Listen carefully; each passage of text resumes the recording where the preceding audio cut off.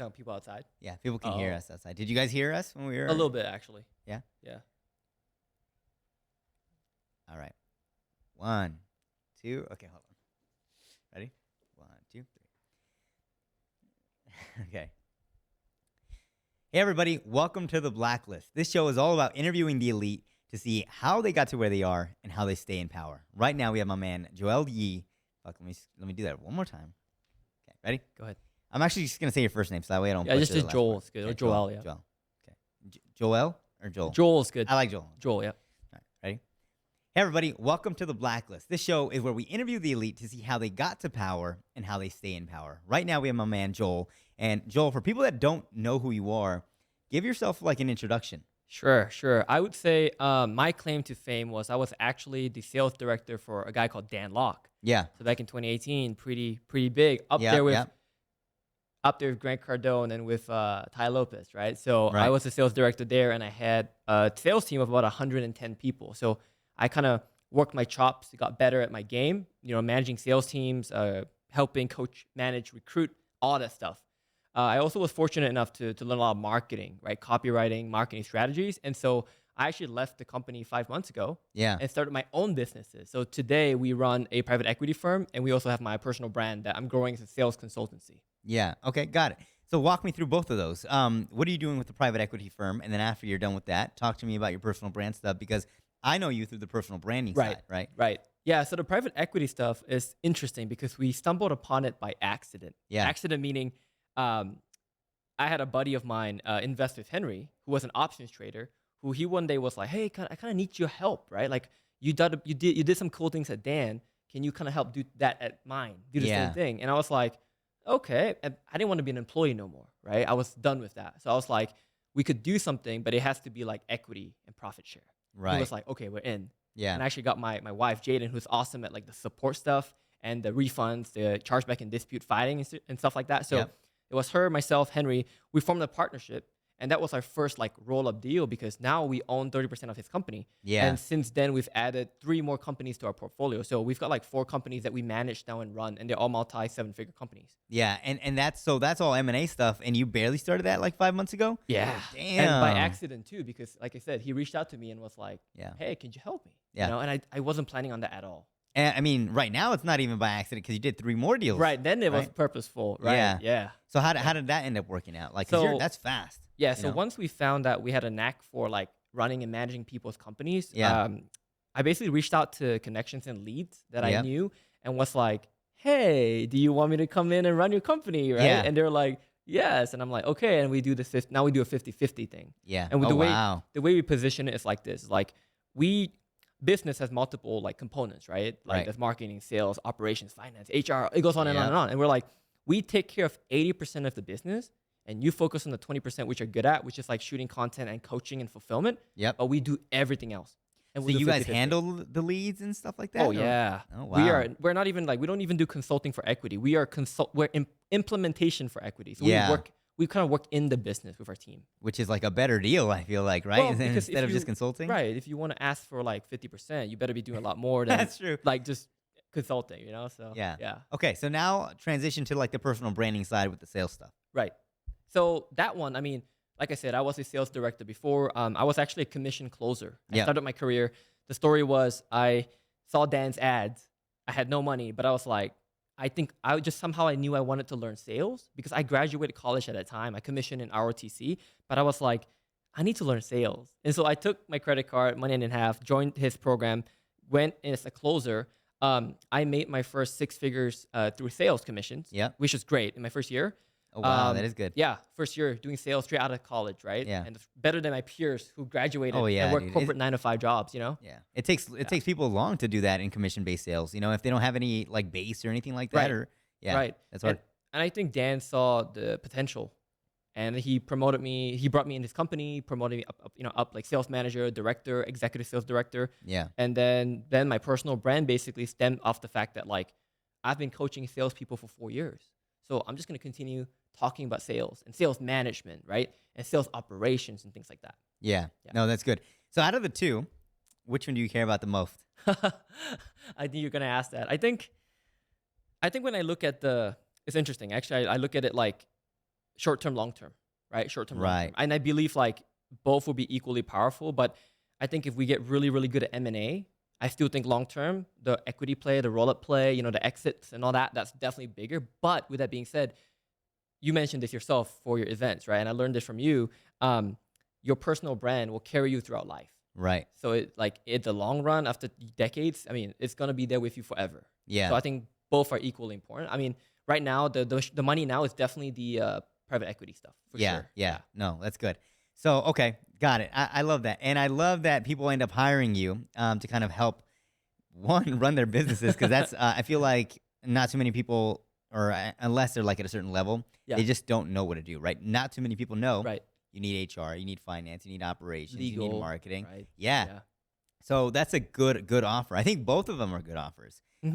of what you help do. And basically, it's kind of almost like a no-brainer because you're helping them either generate more money, giving them more free time. That's it. I think that's like the two biggest Yeah. stuff. So, did you read the book like from Alex Well, Hormozy? And definitely is that- 100 mil offers. I mean, that's like that blew my mind. I was trying to create like Alex calls it the Grand Slam offer, right? Uh-huh.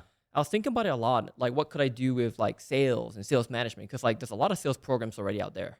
I didn't want to just have another sales course. Yep. Right. I'm working on right now something that's more like sales management focused. So how do business owners kind of run, manage, grow, scale their sales teams? I'm working Yeah. on that. But it's really cool because like I get reached out to a lot from people wanting me to build their sales teams. And what happens is the conversation naturally shifts from just sales teams to like everything else. Right. So the sales actually is like a entry point for me to discuss the private equity stuff, which is really nice. Yeah. It's like a lead-in. Yeah, it's Yeah. the gateway to the bigger stuff. Exactly. So Because it's- once it's they full see flow. the work that you're doing on the sales side, they're like, okay, well, I want you to manage this other stuff too. Right. Right. Exactly. Okay, got it. And so if somebody wanted to work with you, how does it look like? How do you end up kind of working with them and kind of not necessarily just managing the team, but building out the sales team in general? Yeah. So if we're talking about just I call it a scale team. So a scale team setup, right? I like that. So basically what happens is obviously we do a discovery. I need to understand so first of all, there are people like with no sales teams Yeah. and people with existing sales teams. Now, to be frank, I actually prefer working with people with existing sales teams because I come in and kind of look at what's working, what's not working. Yeah, And then I it's kind easier. of tweak it, right? And I kind of optimize everything. And I don't have this like some people. I mean, I don't have the idea where like you have to do everything by my book, even though we have a lot of playbooks that work. But we want to customize it to your business, your culture, your Yes. style, your flavor, because it's really important. We Yeah. want it to be original. So that's good. So step one is just to see like, do you have a sales team? No sales team, right? If you don't have a sales team, like why? Why Right. did you never have a sales team? Or like what was the reason? And also what are you looking for? Because there are people that want an in-house sales team that reports and contracts directly to the company. Yep. And there are also people that prefer or don't mind an outsourced sales team, which is what we do as well. Oh, so you guys place the Place- sales reps. We also do the outsourced done for you sales agency where we manage, fire, recruit, report on all sales. So Damn. that is like a rev share thing. And that is basically, we run the whole team for you, but it's like an outsourced team, but we take care of everything. So you don't have to worry about that basically. So, okay, good. So for businesses that are listening, when people think of providing a commission to a commission-based sales team, Yeah. I think that they usually give 10% or Correct. 15%, pretty high. To Like the closer, right? The individual to the closer. closer. Yeah. So for Yeah. you, because you're placing it Yeah. for them and you're doing the whole outsourcing thing, what do you charge? 'Cause Yeah, you said it's so- revenue share. So Yeah, so rev share, it's the same thing. I mean, it's like, so 10% is what you would pay the closer. Yep. But because we bring in our manager, our infrastructure, our systems, our reporting, our ops person, we take anywhere from 20 to 25%. And that, additional? no. So, 20 including the setter and the closer and the manager's comp. Okay, got So it. it's like 20 to 25, and you get a manager, you get closers, you get setters, Yeah, and you get auto reporting, Yeah. and you get, you basically get everything. yeah. Okay, so the only way they get the leads though is if they do the private equity stuff. You mean like if we do lead If gen you for do them? lead gen Yeah, for if them. that's completely different. That's like profit share, and then we Yeah. switch from rev share from the sales team to like profit share, Yeah, right? yeah. Yeah. Oh, that's killer. And you learned all this from working Definitely, with Dan? yeah. I mean, super grateful to Dan, my first mentor. He's my first mentor. Now I have many mentors, but Right. he's definitely my first. Like I always say this, like Dan helped me get to multiple six figures. Yeah. And then like now I have different mentors like Jeremy Haynes, Jay, for example. Yeah, Now yeah. they're helping me get to like 7, right? And Yeah. multi-7. So, Yeah. but yes, I learned all that from working as an executive in Dan's company. Yeah, I know. And I was talking to you. I think it was like 2 days ago when we were walking around the mall, and like, or you've invested in so many things, dude. Oh yeah. Like you have so many kind of things going on for you. Oh shit. Like so many things going on for you, Yeah. and you're just like a sponge. Right. Why Right. for people that don't invest in themselves, why are Mm, you investing in yourself in mm, so many different areas? Are you mm. seeing like massive growth that way or Totally, totally. I know Alex Hermosi always harps on this, but like I believe the best investment is in yourself. yeah, I think at my age, I'm 26, right? yeah, Not far from you, I believe. right. I think at our age, even if you're 30 or 40, right? Like yourself as an investment will produce the most ROI than any real estate, a stock, or crypto could ever do. Right? Yeah. I think these things are great, and I think you can diversify and have some investments here. But I think that's a later game play for me. Yeah. I think right now all the monies I make, I put it back in myself because I also believe you can pay, so you probably heard the term like money loves speed, or Yes. you could buy revenue at a discount. I believe you can actually Yes. pay to get money faster. That's what I Yeah. believe. So No, dude, I yeah. believe the same thing. My second core value in the business is the universe loves speed. Oh, I Like, love that. I heard Grant say this once. He said, like, the moment you start slowing down, your environment starts to become threatening. It's Right. almost as if, like, if you start slowing down, like, things start happening to you instead of for you. Ah, yes, So, that's like, well said. I agree, like, with Yeah. you about money loves speed. Everything loves speed. Right. You'll get rewarded that way. Right. How do you implement that? I mean, obviously, you did 3 M&A deals like in 5 months. Yeah. Like you definitely left 4. speed. So, Yeah. oh, 4, yeah, Yeah, fucking exactly. crazy. Yeah. So, out of everybody that you're kind of learning from, who would you attest more of like the growth that you're kind of seeing to right Yeah. now? So when I left, so Dan was my first mentor. My second mentor was Rudy Moore. Yep, Rudy I know. Moore, Yep, the man in red. We call him the man in red. right. Yeah, I also worked with Adam Lyons, who's great. Yep. He's Roland Frazier's head coach, Yep. and I worked also with Jeremy Haynes. Yep. I've known Jeremy actually since 2018. those are all great, by the way. Yeah, great men. None of them bad. Um, Yeah, But I think the most impact right now, I would have to say Jeremy for Yeah? sure. why? Yeah. Because, like I said, everyone's great. But I just like the way Jeremy is as a person. I mean, he was on your stage on Sunday. We were there. It was an awesome event, by the way. Yeah. I mean, Jeremy you. crushed it. He opened up so many. I guess he shifted my beliefs so hard during the event about getting richer. Yeah, And I think Jeremy, when he speaks, he's direct, but he doesn't give a shit what you think, right? no, he doesn't. He's gonna speak from his heart, whether you like it or not. And Yeah. I really respect that. So Yeah. yeah, that's the reason why. Okay. I want to get into a level deeper. Why do you want to get richer? Why do you care about Yeah, that? that's a great question. So this is really interesting because I always thought when I grew up, now, first of all, I didn't grow up poor. Like I didn't grow up like homeless and like, had no food to eat and stuff like that. I was in a relatively middle class family. Yeah. I was born and raised in Malaysia. I moved to the US. Actually, yesterday was my official 10 years in America. Nice. So yesterday, September 12th, I moved to the US 10 years ago as an international student. And all the way through my life, very middle class.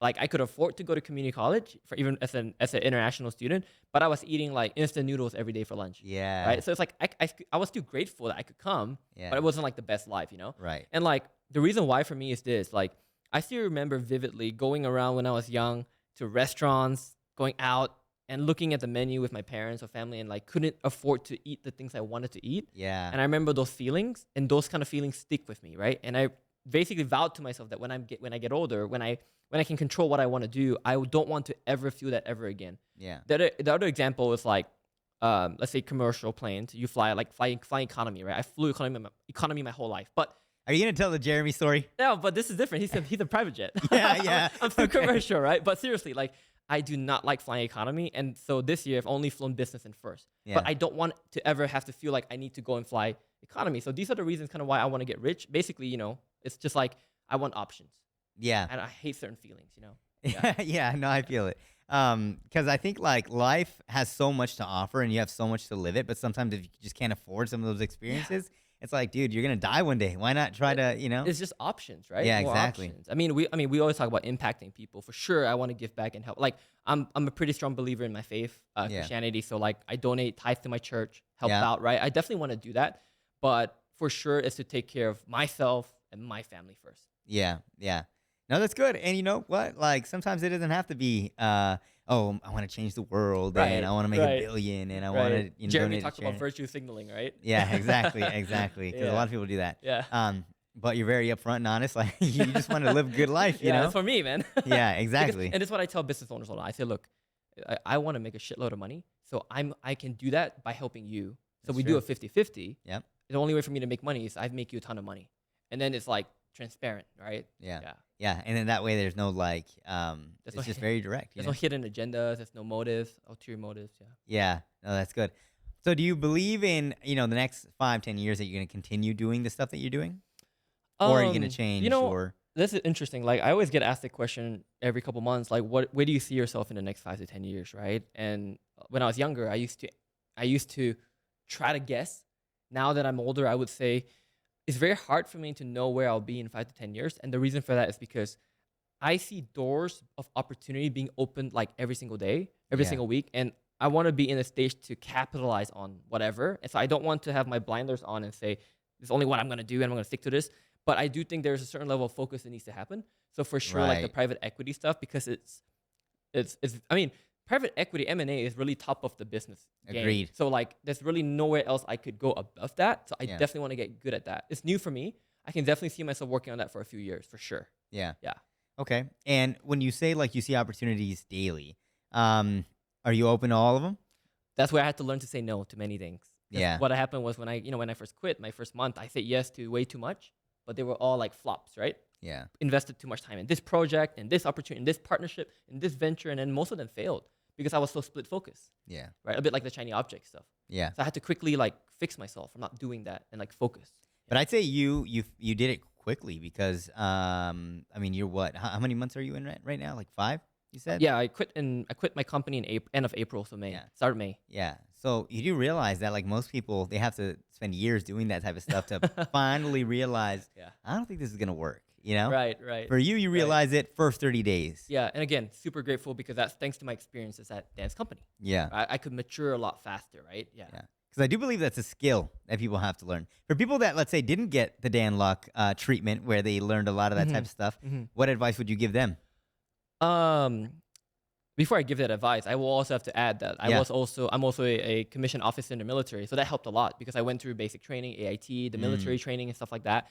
So that helps with like maturity and leadership. Yep. But I think if you haven't got any of that, what you should definitely do, whoever's listening to this, like invest in mentors, get a one-on-one mentor, right? Like Cody Jefferson spoke on Sunday. Yeah. He's a great mentor for men. There's Right. Garrett White, right? There's Yep. even there's a lot of female entrepreneurs like Sue Akemi Fisher, for example, Marie Folio. You can learn Yeah, from all these yeah. different people. So I would say that's the fastest and the best way. Yeah. Yeah. Well, how did you end up choosing those guys? Because, My mentors?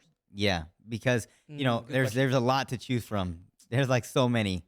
I think the advice I would give for that, and what I did was you start watching their free content first. So you watch their YouTube videos, you watch their Instagram reels, and you start like resonating with their, the way they speak, who they are, right? Yeah. And you would naturally like, oh, I like this guy, I don't like this guy, and then I think from there you gravitate towards whoever you resonate with the most. Yeah. I would say that's what I did.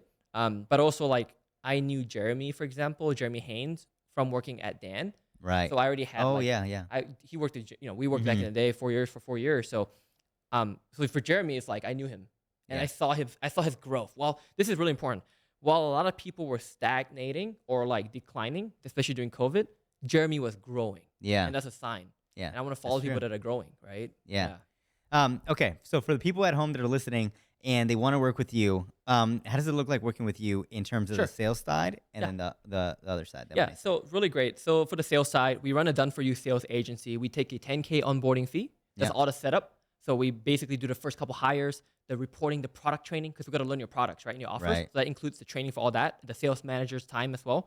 Then we just take it, like I said, 20 to 25% rev share. And that's for the sales side. Yeah. And for the private equity, the profit share side, we take care of the marketing, the sales, the operations, consult on HR, legal, and finance. And all you have to do is work on the fulfillment and the content creation. And for that, we do a 50-50 profit share. Yeah. That's it. I mean, that's pretty simple. Very simple. Yeah. Yeah. I'm sure it's a lot more complicated on your guys' end, I mean, but- like, I do still do coaching. So, like, for example, I've coached Rudy Moore's sales team. Yeah. I'm coaching Brandon Carter's sales team, right? Like, I still do those one-offs, but those are more custom right now, and people have to contact me for like a proposal. right. So that's still a thing. Yeah. Yeah. What do you see the transformation is when somebody ends up working with your company? For like just For the- in general.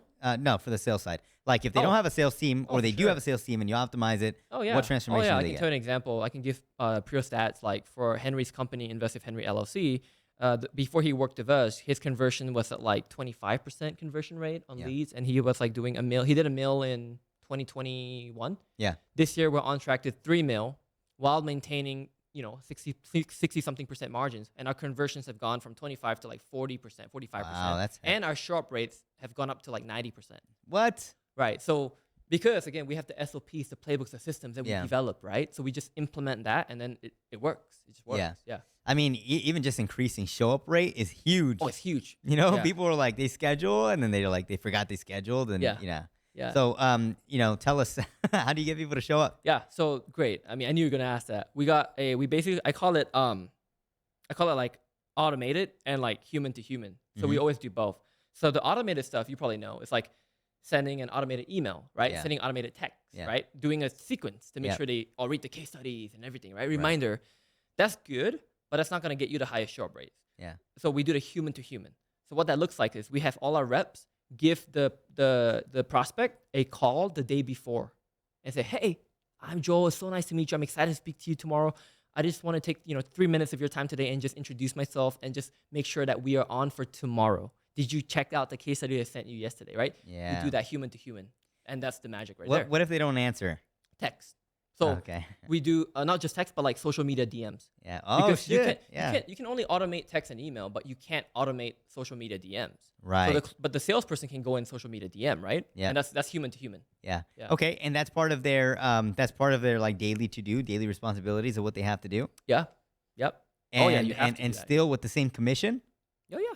What? Because think about it, right? As a commission salesperson, I only eat what I kill. Yeah. Wouldn't it be in my best interest for people to show up? It is, but Right. what I found, and maybe I don't know, I'm not as good as you with that stuff, but what I found is like salespeople only want to do one thing, and it's they only want to show up to the call and do the DC True. or call. True. They don't want to True. report. They don't want to put in in stuff in the daily sales tracker. They don't want to move anything in the CRM.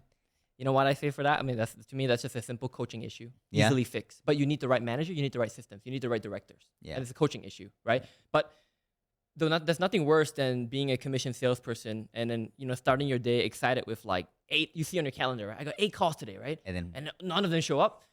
I've just wasted my whole day. Yeah, I that's could have so just true. gone to the beach, right? Like, Yeah. So it's a coaching issue. so you show them that it's in their best interest to take these calls, and not take these calls, but call them ahead of time, message them in DM. Totally, totally. Because they're gonna make more. We close them to do those things, but we also give them like for my team, for example, if you're on my team as a salesperson, you have rewards and you have consequences. Mhm. If you fail to follow SOPs, we actually deduct your pay, Wow.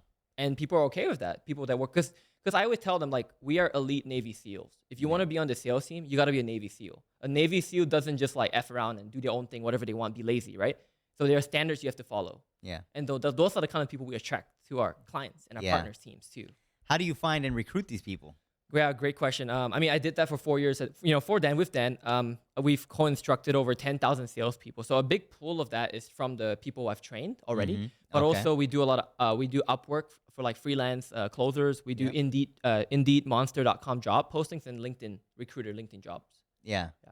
Okay. And then I'm pretty sure that you do have some sort of process for vetting these guys. Totally. We have something we call a negative qualification framework. Okay. But what that basically is like, you know how like an interview process, every company has its own like steps, right? Yeah. But for us, we have like 6 hoops. So very, very, very quickly, the first hoop is like obviously like apply to the job posting, but then send in a video. If you can't even send in a video, that's the first disqualifier, right? Yeah. Then they come in for the interview. We do a role play. And we do 2 role plays: the first screening and then the final interview. So if they fail either one, they're done. Yeah. Now let's say they pass that, then they get like into the we call it like a Slack channel where they're like selection phase. Mm-hmm. In selection phase, they're given like 3 more tests, and that's like complete this HubSpot certification, get a certificate from HubSpot, and then take the exam from HubSpot. Yeah. And people fail that because they're lazy, So Yeah. all these things naturally wipe people out. And then when we hire them, we have a 30-day probation. They have to actually do well in that probation period. And well means what? They close deals? Oh yeah, they hit KPI. So for every account, it's different. Mhm. But we do like a setter has like number of appointments they need to set that are qualified. For a closer, it's like a certain percentage conversion. So setters in my book are people that are basically setting an appointment for the closer. What if none of them are qualified from like the marketing stuff? Are they setting their own appointments too? Yeah, great question. So I mean, I teach that there are 4 types of setters. Okay. So that's a DM setter, and within a DM setter, there's two kinds. There's the warm DM setter who works with your Instagram, your inbound stuff, your Facebook. But there's also the cold DM setters. Cold are the ones that go out to like other people's Facebooks or Discord channels and like pitch. Yeah. And then we have the triage setter, which is like the two-step, the first guy that qualifies. That's the triage setter. And then we have the what I call the outbound dial setter. So the outbound dial setter is the one that like calls, right? Yeah.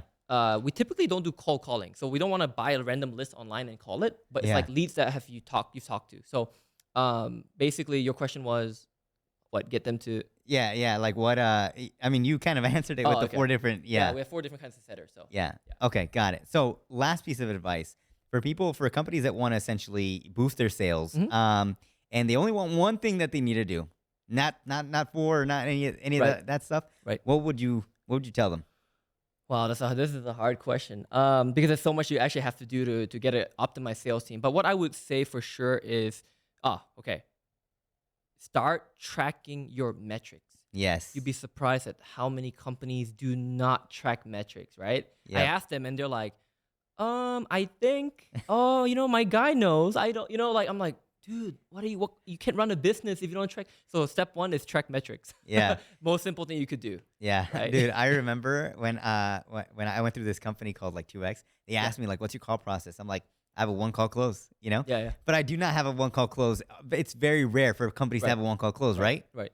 Like, well, depending on your niche, right? Like depending on your sales cycle too. Yeah. Well, I mean, I think for like high ticket, I think it's super hard to have a 1-call close and close them for cold outbound leads. Well, cold outbound, like a cold lead? Yeah, like a cold lead. Oh yeah, for sure. Then you need follow up and everything. Yeah. I mean, but that's what I thought, and obviously I didn't know what the hell I was talking about at that time, But all right, well, dude, I appreciate you. Where can people find you and connect with you? Yeah, so we've got a couple. Well, my website is joelyee.com. That's my first name and last name.com. My Instagram is official Joel Yee, and then my private equity stuff is on profitscalers.com. Got it.